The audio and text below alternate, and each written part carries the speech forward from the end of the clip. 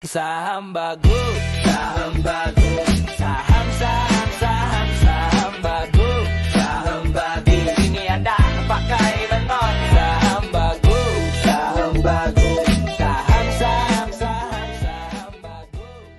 Assalamualaikum warahmatullahi wabarakatuh. Jumpa lagi dengan saya Yunus dari Gosip Pasar Official Channel dari sahambagus.co.id.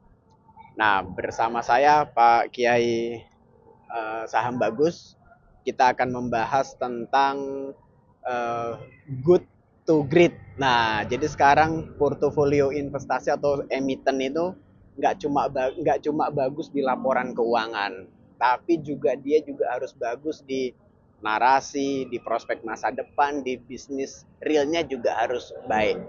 Nah, melihat hal ini bagaimana Pak Kiai? Ini kan analisis fundamental harus dimodifikasi sehingga memberikan keyakinan pasti buat para trader untuk bisa cuan ketika dia trading saham emiten-emiten ini. Gimana Pak Kiai?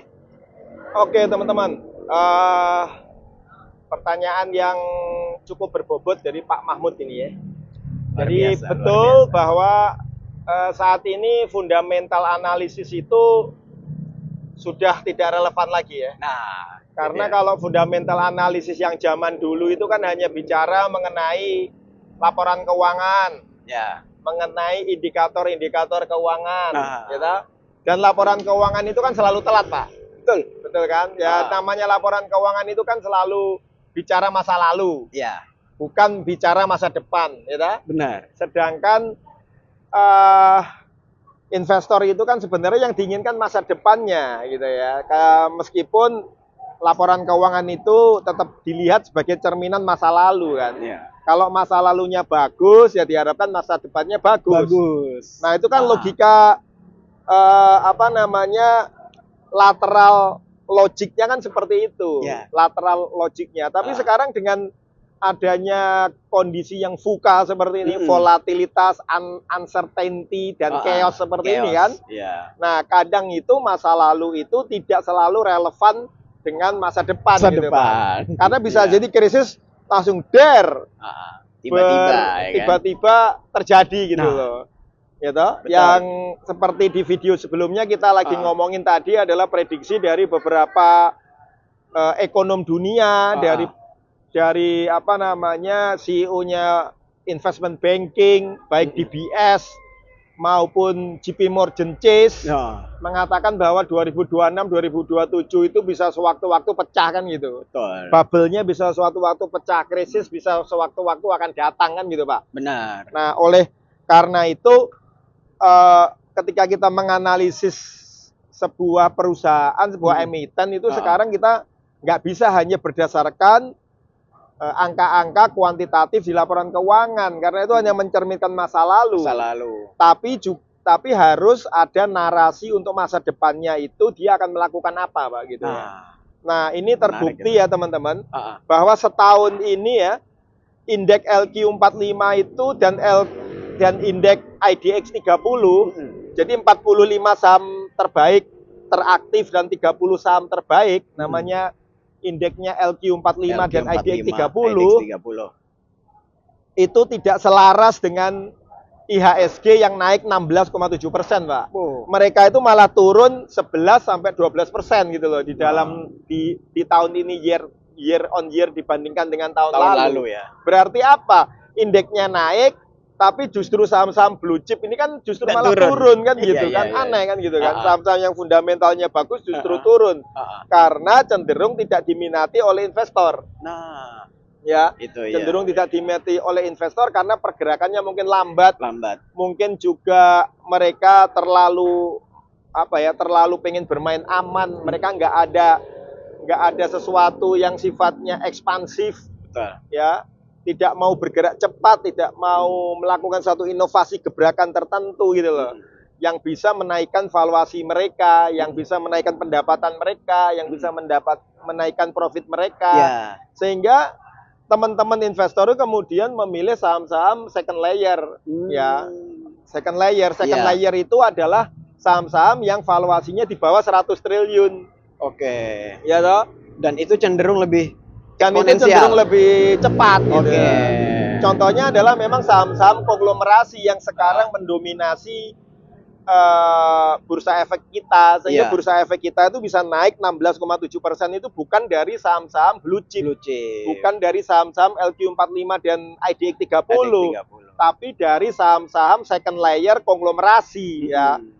Contohnya adalah saham-saham misalkan milik Pak Prayogo Pangestu tuh. Mm-mm. Saat video ini dibikin ya, tanggal 9 9 November ya, Ah, bahwa brand itu naik 56,5% year on year. Oke. Ya, saham brand ya. Barito Renewable Energy. Mm-mm. Kemudian BRPT ya, Mm-mm. Barito Pasifiknya sendiri itu naik 286% setahun Luar ini. biasa. Ya, kemudian Cuan ya. Mm-mm. Cuan itu naik 227%. Oke. Kemudian PTRO itu naik 418%. Kemudian CDIA yang baru IPO aja itu naik sekitar 20-an%. Nah, itu sahamnya Pak PP, Prayogo Pak Pangestu. Prayogo Pangestu, Kemudian ya kan? sahamnya Pak Happy Hapsoro, Raja itu naik 69%, Rukun Traharja. Oke. Kemudian Ratu, Ratu. perusahaan minyaknya dia yang baru IPO, yang belum setahun itu sudah naik 25%. Kemudian Bufa, ya. Bufa itu Bukit Uluwatu ya, perusahaan developer dia itu Iya. naik 1.450%. Luar biasa. 1.450% ya. Itu pun hari ini koreksi. Mm-mm. Kalau sebelum November dia bisa 2.000% itu. Iya. Kemudian iya. Mina ya. Mm-mm. Mina ini perusahaan apa namanya hotelnya dia juga. Dia tuh naik 875%. Luar biasa. 875%. Luar Kemudian biasa. uang yang baru Ah. diakuisisi ya. Ah. Sebuah grup properti di Bogor, PT Pakuan itu naik 266%. Ya kan? Kemudian saham Jarum Iya. itu punya saham namanya SSIA. SSIA itu Surya Semesta. Mm-mm. Surya Semesta itu adalah satu kawasan industri di Karawang. Ah. Nah, itu dia naik 270%, Pak, year on year. Kemudian Rans Market naik 77% year on year. Kemudian rumah sakit Hermina Hill Heal itu naik 6% sih, karena ya memang rumah sakit mau naik besar juga susah kan. Iya. Nah, tapi naik dia. Tapi lonjakannya luar biasa. Luar Pak, ya? biasa juga. Iya. Sinarmas juga. Sinarmas itu punya emiten di SAA Dian Swastika itu naik 123% karena dia masuk MSCI kan. Iya. Kemudian ada Semar itu perusahaan kelapa sawitnya dia ya. Sinarmas ini apa namanya, Sinarmas sawit itu 20%. Kemudian ada Bank Sinarmas sendiri juga naik 10%. Kemudian Excel yang operator seluler itu dia juga naik 23,4%. Kemudian sahamnya Pak Erick Thohir itu ADMR naik 8,7%, MDKA 6,6% dan TRIM naik 109%. Meskipun memang ada beberapa saham konglomerasi yang turun seperti ADMR, AADI, emas ya, ada Bevin, WOMF, ya, Demas, BSDE, ya itu biasa aja ya. Tapi sejauh ini ya konglomerat yang paling moncer sahamnya itu memang Pak Happy Hapsoro, Haji Isam, sama Pak PP ya. dan Prayogo Pangestu. Nah, itu dia, luar biasa tuh. Nah, lalu apa aja sih Pak Yai instrumen apa namanya analisis fundamental yang perlu dimodifikasi sehingga investor tuh tetap bukan punya jaminan ya, paling enggak mereka bisa memprediksi wah ini cuan ini. Gitu. Ya, jadi emiten-emiten itu kalau pengen menarik investor supaya lebih masuk lagi, supaya mau beli lagi zaman sekarang itu nggak melulu laporan keuangannya bagus ya. Tapi yang paling penting adalah mereka bisa melakukan aksi korporasi. Oke. Jadi aksi korporasi itu sebuah proses penciptaan nilai tambah atau value creation ya secara cepat ya. Pertumbuhannya anorganik ya.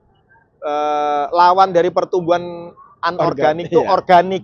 Organik itu maksudnya pakai laba ditahan. Dari hasil operasional labanya ditahan buat ekspansi lagi. Nah, kalau caranya seperti itu sudah kuno, Pak.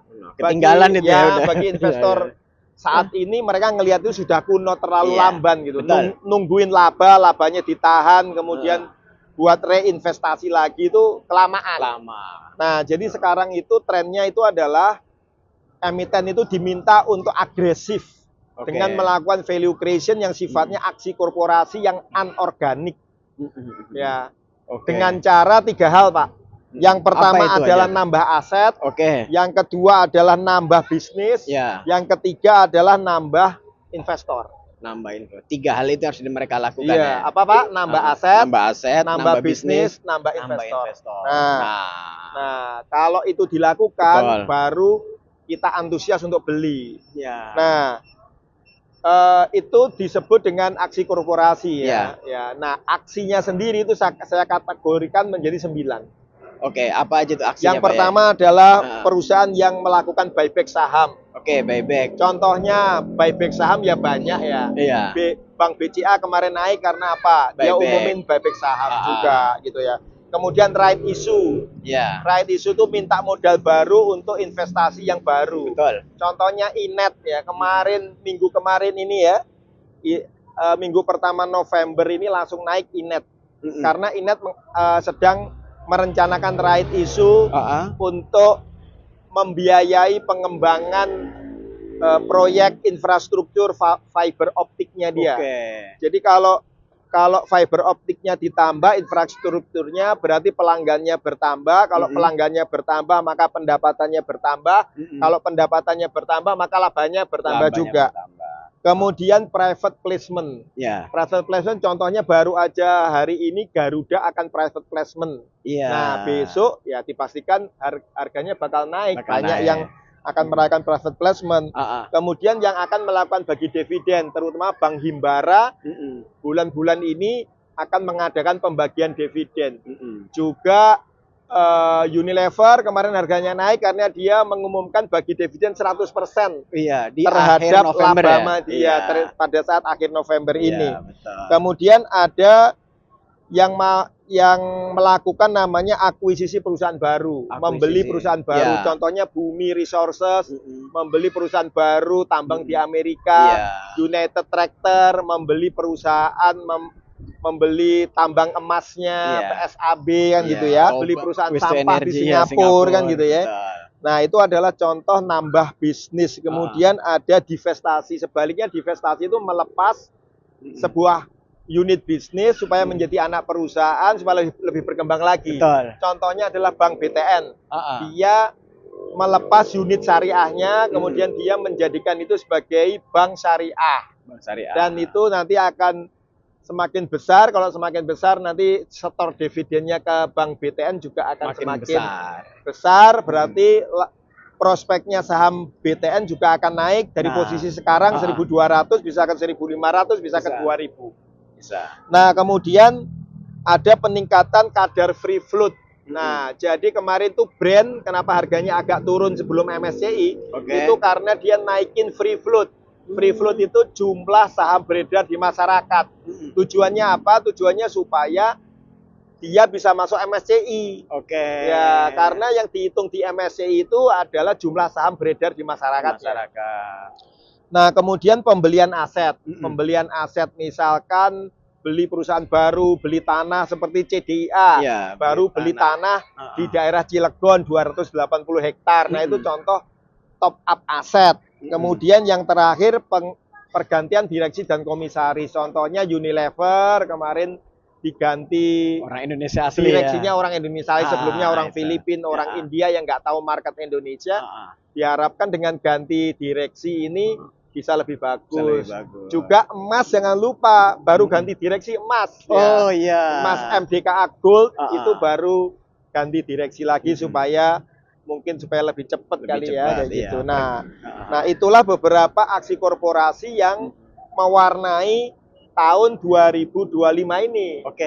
Dan sepertinya mungkin akan terus berlanjut Pak 2026. Ya. Jadi kalau 9 hal itu dilakukan oleh para emiten, maka kepercayaan investor retail juga terus tumbuh Pak ya. Nah, betul.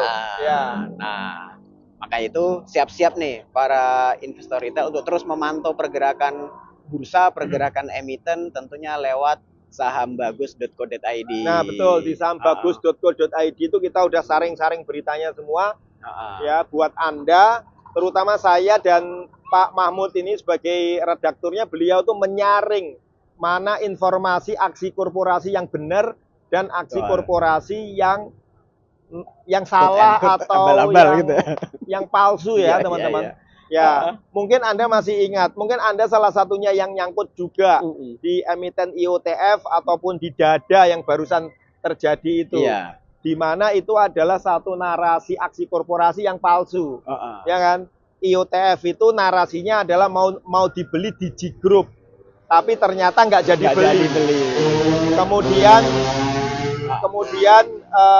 apa namanya, Dada katanya mau dibeli oleh Vanguard Investment, akan dibeli oleh BlackRock, ternyata enggak gitu. Jadi kemudian turun. Dan yang patut diwaspadai sekarang itu ada beberapa narasi seperti Pipa, ya, yang juga akan backdoor listing, juga CBRE ini juga agak mengkhawatirkan juga narasinya benar atau salah. Terakhir dia ngeklaim bahwa dia dapat kontrak dari PT RO dan Raja untuk pengangkutan minyak gasnya, rupa-rupanya itu palsu dan itu sudah kita tampilin di sahambagus.co.id. Betul. Dan jangan lupa ikuti juga semua program dari sahambagus.co.id, termasuk akan ada training di akhir bulan ini 3 hari tentang saham, Pak ya. Ya, tanggal 28 ya. Ya. 28, 29, 30 melalui Zoom ya. Pastikan Anda ikut sekolah saham bagus terakhir kalinya di bulan November ini. Nah, luar biasa, terakhir kalinya di bulan November. Baiklah, terima kasih Pak Yai atas waktunya dan terus cuan investor retail Indonesia. Terima kasih. Saham bagus, saham bagus.